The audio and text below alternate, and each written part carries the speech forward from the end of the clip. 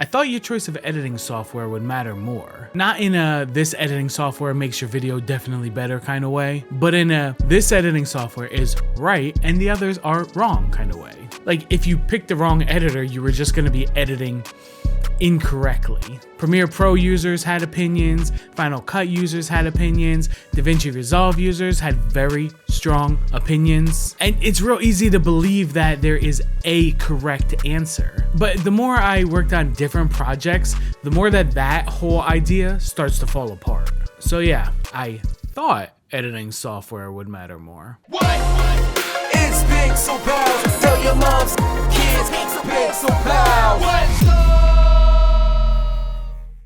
Okay, let's get one thing straight. Editing software is not a creative personality test. It's not a talent multiplier. Your software is just a workflow decision. At its core, every editing software does the exact same three things. Organizes media, it lets you make timing decisions, and then it translates those decisions into an export. That's it. Everything else that goes into it is how you perform your tasks. So when choosing your editing software, it's kind of like walking into a car dealership and picking your car. You can't objectively say that a pickup truck is better than a sports car or a sports car is better than a van. But to be honest, objectively, vans are so roomy and comfortable, and most of the time their seats fold down and you can store whatever you want in the back. You can bring up to 8 people comfortably, not like an SUV where you're stuffing people in like sardines. Regardless, they're all just vehicles, just optimized for different jobs. You know, and the editing softwares are all built around the assumptions of what exactly you're going to be doing.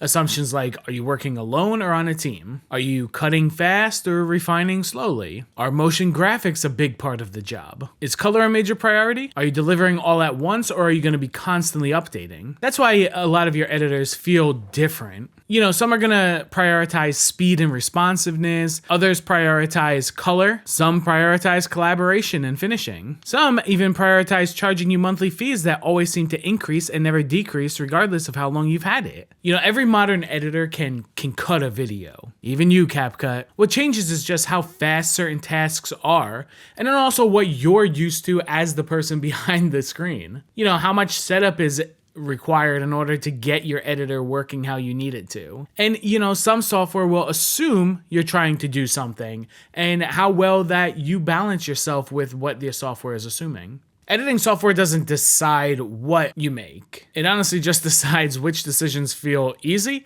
and which ones feel like work. And that's the difference between the softwares is what feels easy versus what feels literally painful. And that's why people argue over what's the better editing software to begin with. I think here's where people get stuck when picking an editing software. Sometimes you don't ask yourself, what am I making? You ask, well, what are professionals using? Which is how you end up using After Effects for a project that absolutely did not need to use After Effects. Really long prompts. We've all done it. Don't let some crusty old videographer tell you they've never used the wrong tool. The problem is not that people don't understand editing. It's that most people are choosing their editing software based off of identity and not use case. They're trying to pick an editor that feels legit instead of basing their decision off of what they actually need the editor to do. And you know, the reason it gets confusing is because most creators don't just do one job. They vlog, they cut shorts, they do client work, they do motion graphics, they experiment with things. So really, if you only choose one piece of editing software, you're asking that one program to do a multitude of different jobs. When the software doesn't match the job, it starts to feel like you're the problem. And you know, that's when people start thinking, okay, I just picked the wrong editing software and have to go to another one. Or, you know, maybe they have to look up 56 different tutorials on how to get out of the jam they got themselves into. So if you're asking which editing software should I use, the real question you're actually asking is what kind of work am I doing right now? And what kind of friction am I going to be okay with in this project? So the main ones being used in the industry, obviously we're going to start first with Adobe Premiere Pro. It's what I use. It's built for editing. It's got fast cuts. It's good for collaboration and meeting deadlines. You know, I like Premiere Pro because it's really good for just not getting in your way. On the other hand, the other Adobe system that you have is After Effects. Speaking of not getting in your way, I feel like After Effects just puts everything in your way. But it's not really an editor, it's a compositor. It's for motion graphics, layers, math, pain. It's got amazing power, but it's a terrible place to try cutting a vlog. So what about DaVinci Resolve, which is another tool that editors use? And DaVinci Resolve actually started off as a color tool. So naturally, it thinks like one. It's really good for color and controlled pipelines and finishing and finalizing videos. And the editing part came later into DaVinci Resolve, and that does show in good and bad ways. Unless you have Apple's version, the dying Final Cut Pro. And I hate to say it's dying because it's really good for speed, especially. It's got really great magnetic timelines, and it's really good for solo creators, honestly. With Final Cut Pro, if your brain clicks with it,